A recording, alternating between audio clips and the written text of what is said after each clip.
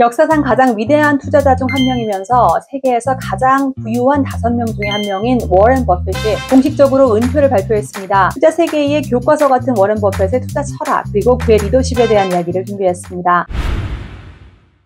지난 5월 3일 워렌 버핏은 벅셔 해서웨이의 CEO 자리에서 물러난다고 주주총회에서 공식 발표를 했습니다. 2025년 말까지 CEO 직책을 내려놓고 현재 부회장인 그렉 에이블이 후임으로 임명될 예정입니다. 버핏은 CEO 자리에서는 물러나지만 이사회 의장으로서 벅셔 해서웨이와의 인연은 이어가게 됩니다. 나와 그렉의 에너지 차이, 그리고 해낼 수 있는 일의 양은 점점 더 극적으로 차이가 났습니다. 라고 자신의 후임자를 언급하면서 솔직히 밝혔는데요. 이 은퇴 결정이 많은 사람들에게 충격이기도 했지만 버핏 특유의 실용주의적 사고방식을 잘 보여주는 순간이기도 했습니다. 사실 그렉 에이블이 수년간 회사의 많은 부분을 이미 운영해 왔다고 알려져 있었거든요.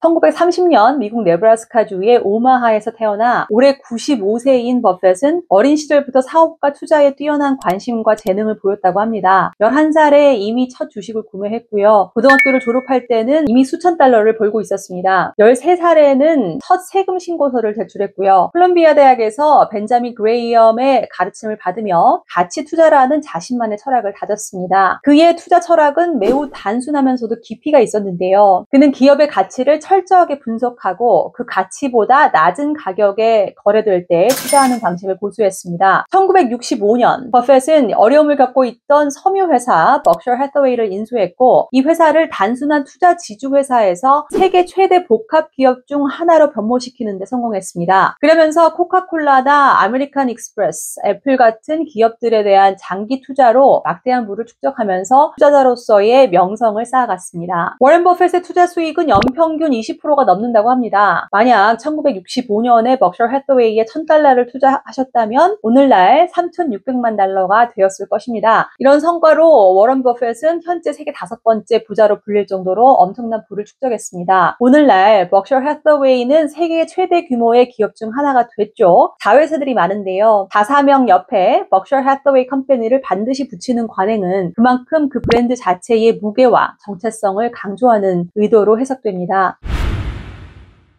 버핏의 은퇴 발표도 그의 리더십 스타일을 완벽하게 보여줬는데요. 주목할 만한 4가지 특징이 있습니다. 첫 번째, 워렌 버핏은 올해 5월 3일 벅셔 해서웨이 연례 주주총회에서 은퇴를 발표했습니다. 놀랍게도 이 중대한 결정을 자신의 자녀들 외에는 누구에게도 미리 알리지 않았습니다. 심지어 후계자로 지목된 그렉 에이블조차도 발표 전까지 이 사실을 몰랐다고 해요. 이것도 워렌 버핏의 철저한 비밀 유지 원칙과 시장 혼란을 최소화하려는 전략적 결정이었습니다. 두 번째, 워렌 버핏은 그렉 에이블을 자신의 후계자로 명확히 지정했습니다. 많은 대기업들이 CEO 교체 과정에서 혼란을 겪는 것과는 달리 버핏은 에이블이 에너지와 효율성을 갖췄다고 확신을 표했고요. 이것 또한 권력 이양의 불확실성을 제거하고 회사의 안정적인 트랜지션을 보장하는 조치였습니다. 버핏은 자신의 재산 대부분을 자선단체에 기부하기로 약속했지만 동시에 회사의 지배구조와 핵심 가치가 보존될 수 있도록 철저한 계획을 세웠는데요. 워렌 버핏의 벅셔 해서웨이 지분과 관련된 장기적 계획은 회사의 문화와 투자 철학이 앞으로도 유지될 수 있도록 설계되었습니다. 마지막으로 은퇴 발표 과정에서도 워렌 버핏은 감정적 표현을 자제하고 오직 숫자와 사실에 기반한 설명을 제공했습니다. 94세의 나이, 60년의 경영, 연간 20%의 수익률과 같은 구체적인 수치를 통해 자신의 결정을 설명했고요. 그가 평생 투자자들에게 보여준 이성적이고 분석적인 접근 방식의 연장선이었다고 평가받고 있습니다.